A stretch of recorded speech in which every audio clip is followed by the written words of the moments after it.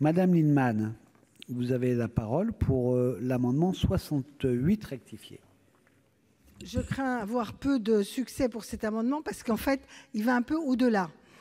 Il va à la fois au-delà et en même temps, il protège peut-être davantage que la possibilité qui est limitée aux sites dégradés. En l'occurrence, il s'agit de mettre un parallélisme des formes entre ce qu'on fait dans le littoral, entre l'éolien et ce qu'on fait sur le solaire, mais avec les mêmes garanties, c'est-à-dire passer devant la commission des sites. C'est le PCI qui doit donner son accord sur la modification du PLU ou la commune quand il s'agit d'une carte communale ou des documents d'urbanisme communal, l'avis de la commission départementale de la nature, voire des sites et paysages remarquables. Donc, mon idée, c'était de dire qu'il n'y a pas de raison de faire des différences stratégiques entre le solaire et l'éolien, même si, à partir du moment où on a le comité des sites qui donne son accord, on peut, au-delà des sites dégradés, avoir des opportunités qu'il convient de maintenir. Mais j'ai bien compris que le succès de mon amendement risquait d'être limité. Merci. On continue, c'est des identiques. Donc, Monsieur Courteau. Oui, en effet, nous considérons qu'il ne doit pas y avoir de différence, effectivement, entre l'éolien et le photovoltaïque. Pardon, et le solaire. Par cet amendement, nous proposons donc d'autoriser ces implantations sur des terrains situés sur le territoire de communes littorales, mais éloignés des côtes. Bien évidemment, conformément avec l'ensemble des garanties inhérentes au développement des parcs solaires, telles qu'elles s'appliquent en tout point du territoire. Merci. Maintenant, Monsieur Canevet. Merci, Monsieur le Président, Madame la Ministre, Monsieur le rapporteur, chers collègues. Franchement, il y a beaucoup de fantasmes sur cette question de l'urbanisation du littoral. Mais je crois qu'il faut changer les choses, changer la vision des choses, parce qu'aucun élu sur le littoral ne veut absolument bétonner le littoral. Au contraire. Non. Monsieur le Président, je vous assure, aucun élu ne veut urbaniser le littoral à tout va. Simplement, il faut être concret.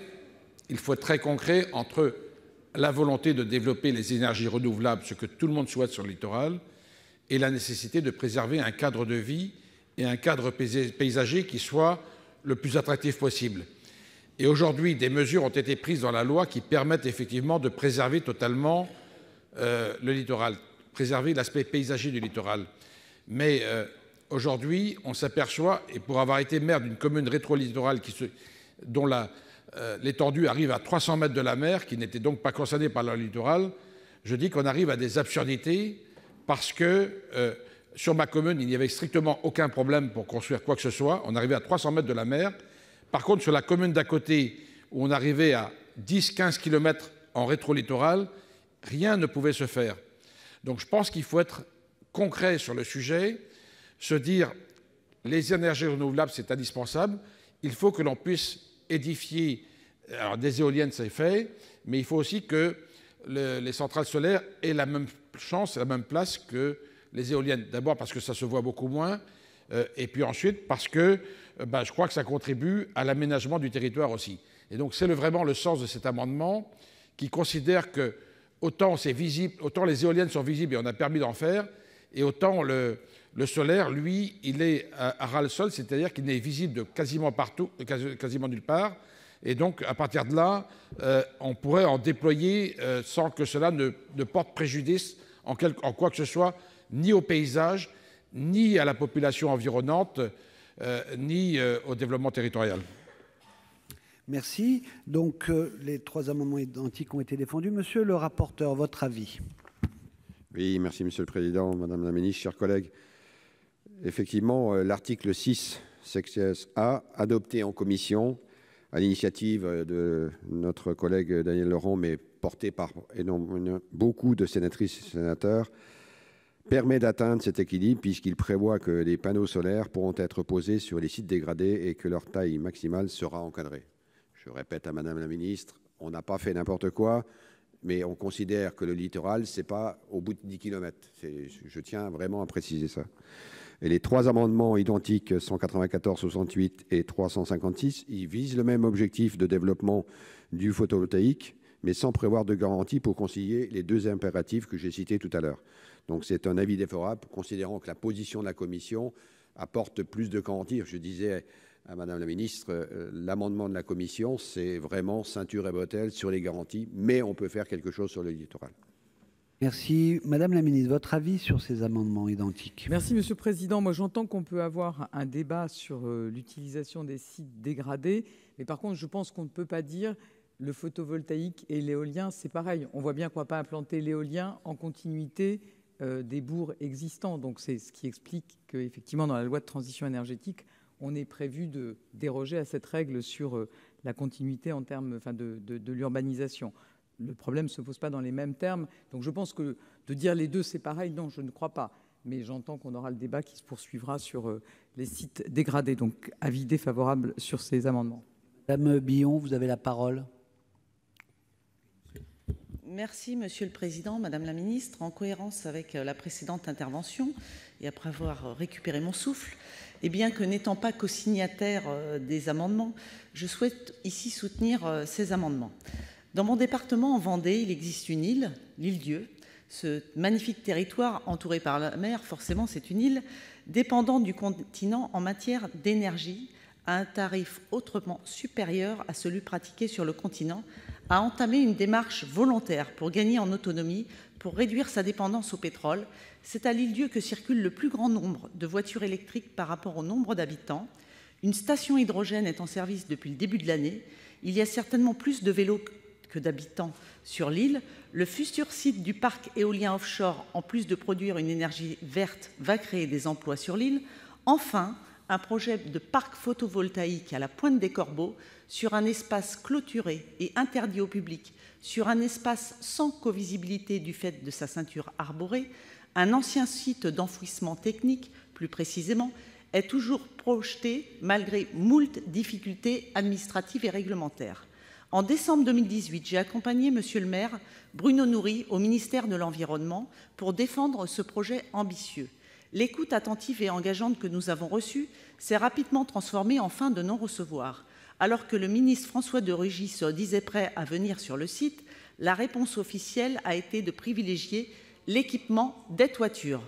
En somme, l'initiative individuelle et mercantile est préférée au projet pertinent d'une collectivité pour assurer son indépendance énergétique. Ces amendements sont une opportunité en faveur de la transition recherchée par le projet de loi, une occasion vertueuse pour le gouvernement de tenir ses engagements envers la transition écologique et solidaire. Je voterai donc ces amendements afin que la volonté politique d'une transition énergétique ne soit pas seulement une incantation, mais qu'elle puisse se décliner dans nos territoires. Je vous remercie. La parole à Monsieur Canevet.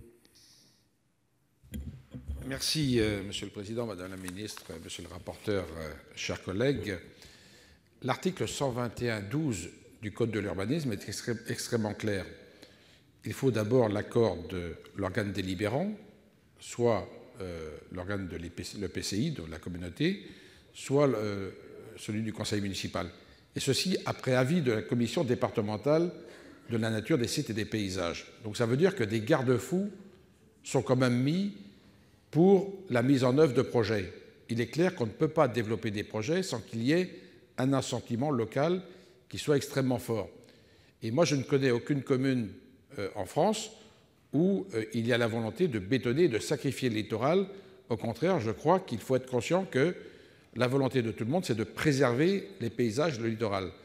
Et donc, le sens de cet article, que l'on ne remet pas en cause, de 121-12, c'est bien de prévoir des garde-fous qui permettent d'éviter que l'on fasse n'importe quoi.